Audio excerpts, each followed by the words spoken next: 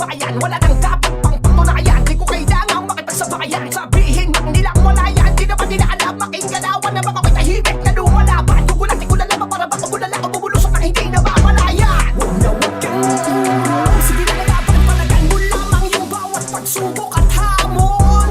Huwag na huwag kang iinom, huwag mo na isipin yung mga bagay na hindi naman makakatulong. Pasalamat na lamang isa ko sa mga napiling pagkalooban. Talentong biyaya na galing sa langit, mabuti na lang ako'y naambulan.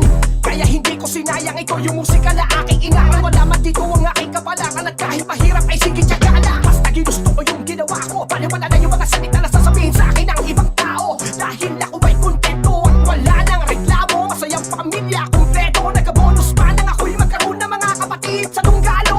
Hindi ko sukat ang alain na ako pala'y pagpapalain sa aking mga panalangin na ganap yung mga dati panaginip na makahirap na isipin na ako ay papalarin. Talaga kailangan muna natin paghirap pa magtalim bago may angihin ang isaing. Dahil bago makuha ang tuwa, kailangan mahirapan muna. Walang sigurado sa hula, sa tiyaga may pag-asa ang kapalit ng ide ang bawat mga pagluha. Pag masyado mataas nakakalula, ano bang malakas ay humihina. Ibig ko sabihin, ano bang marating dapat laging mababaan natin, nakasayad lamang sa lupa.